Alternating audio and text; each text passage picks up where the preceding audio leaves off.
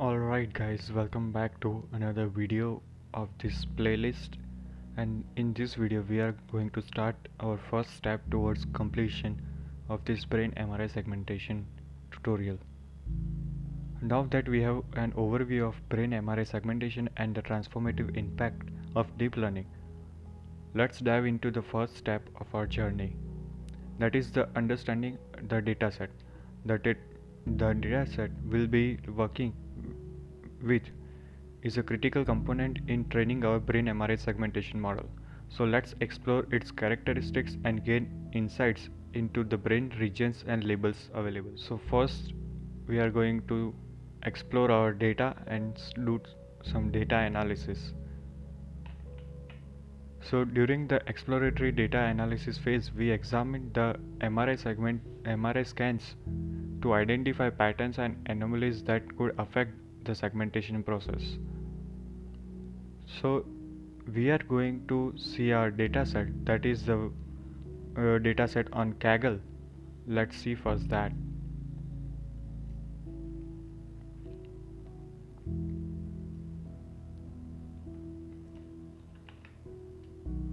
As we can see here, it's a very popular dataset that has a gold badge. So first let's see our dataset. So dataset is quite large and sufficient for our model to train. So each and every uh, file contains the brain scans of different patients. As you can see over here, that is almost, I think so, 40 files or something like that in every folder. Yeah, that's 40 files in everyone, and there's more than, I think so, 100 or something. Let's see that. So this all the files that are over here, there are 110 files. Okay, so each and every file that we are seeing over here contains different brain scans that are in the binary data, that is .tif format. So what we are going to do is we are going to download them and then check out that in our machine. Okay guys, so let's wait for our download to be completed and see you guys on the next slide.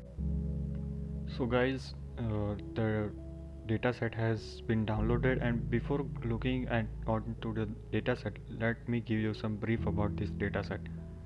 So they correspond to 110 patients, including the Cancer Genome Atlas, that is the TCGA lower grade glioma collection with at least fluid attenuated inversion recovery, that is full form of FLAIR, sequence and genomic cluster data available. And all these patients, that are 110 patients, that's data is provided into the data.csv file at last in this dataset, and the dataset has been downloaded.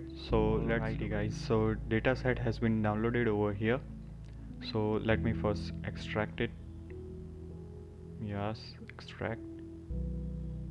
Yes, extract. So as you can see over here, it's up almost 2 GB of data, and we are going to see that data in just a moment. Okay guys, so the dataset has been downloaded. Let's check on it. So our dataset can be in these two folders. Anyone, you can check anyone. The same folder has been over here, so let's go and check this one. So as I previously mentioned, that the patient's data is in the dataset itself, that is in CSV or the Excel format. So let's go and check that. So as you can see, the patient's data is over here, and each and every detail has been mentioned over here.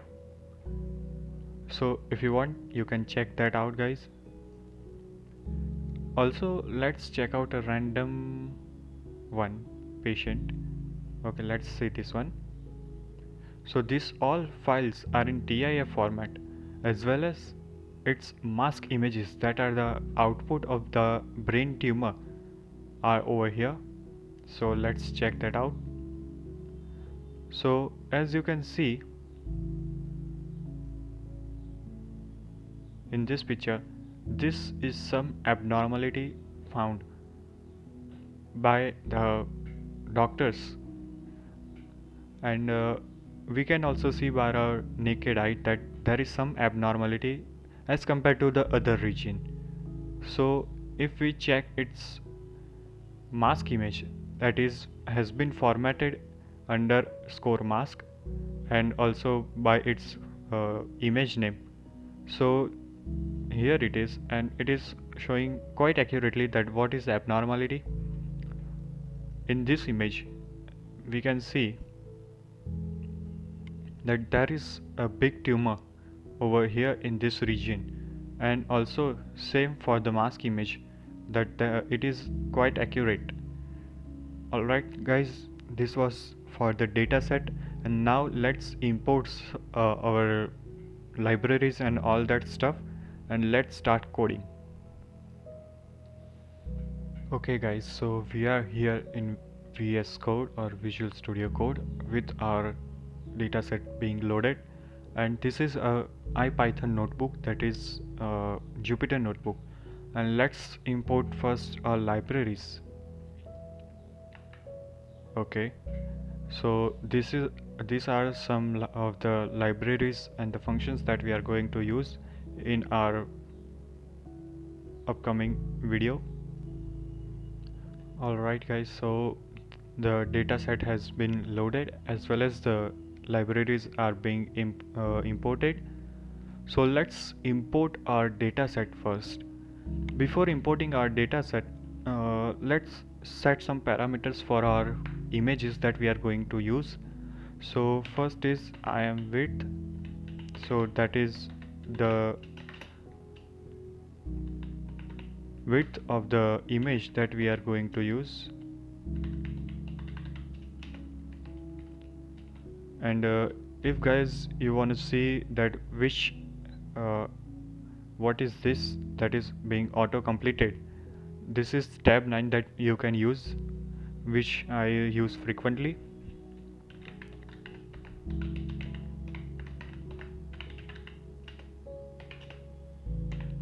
So this is the file name, or what we can say, the list of the file that we are going to use. Okay, so let's first get our files. So globe is a function that recalls each and every uh, file that has been used in this format, that is underscore mask, having underscore mask in its name. So let's import that.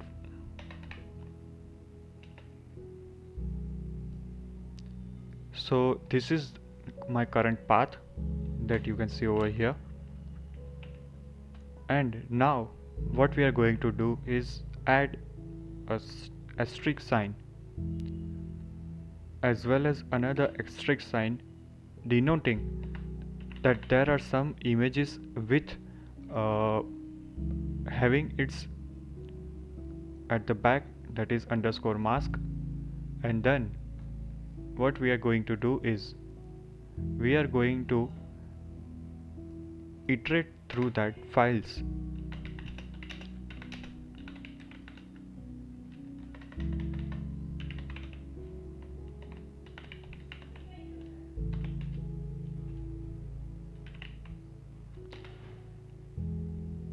And then append them onto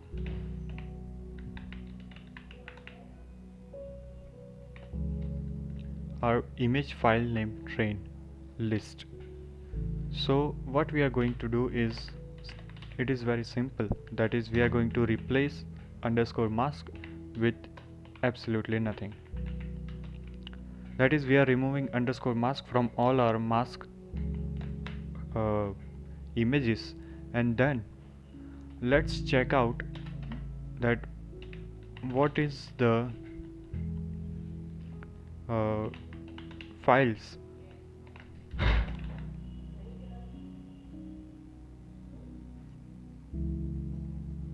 Alright guys,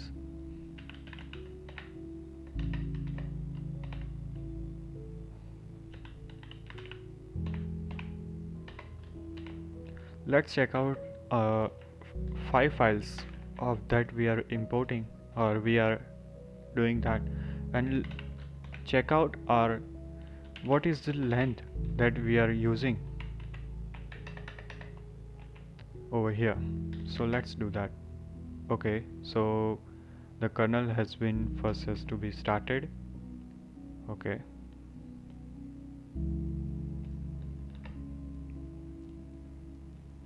the kernel has started, and meanwhile what we can do is, okay, it has been done.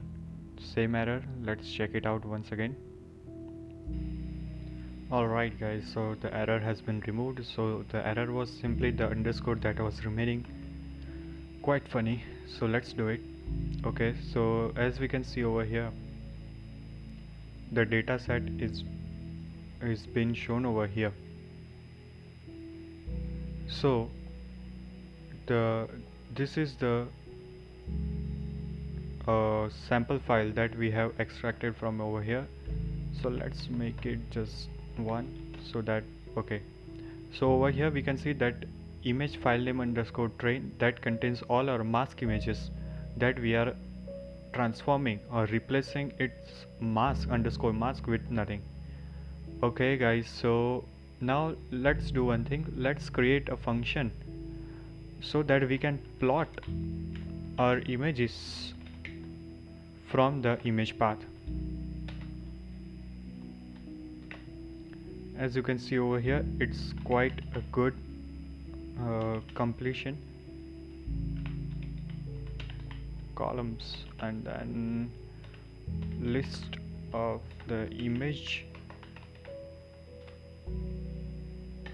and then list underscore mask. Okay,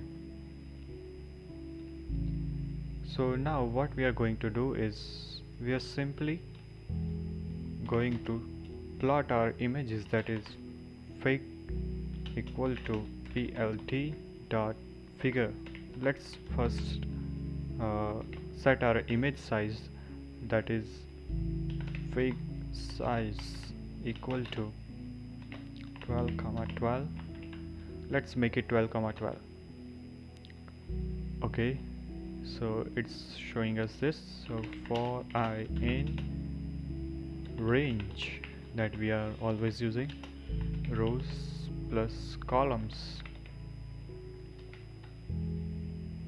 plus 1, so that all images are shown. Here we plussed our images because the range function continues from 1 to rows and columns plus 1, not including the rows and columns plus 1 itself. So it is like from close bracket A to open bracket B, not including B in the range function. Okay, so fake dot add underscore subplot, and then let's rows, columns, and then simple I. Okay, image underscore path that is equal to list underscore mask underscore path, and then simple I, so for showing our image. Then mask underscore path, that will be list image. Oh, sorry, I just, okay, I just misinterpreted that. Okay, so let's show our image, that is cv2 dot imread and image path, then image that is equal to cv2 dot cvt color, and then image comma cv2 dot color underscore bgr2, RGB. So this function converts our BGR image that is in the three channel form of BGR, that is blue, green and red, to RGB format, that is red, green and blue. Alright, so let's do it for the mask 2 image path, that is mask path, and then plt.imShow for showing our image, that is image and alone image only, and then plt.imShow alpha, let's set alpha to 0.4 for current, and then plt.show.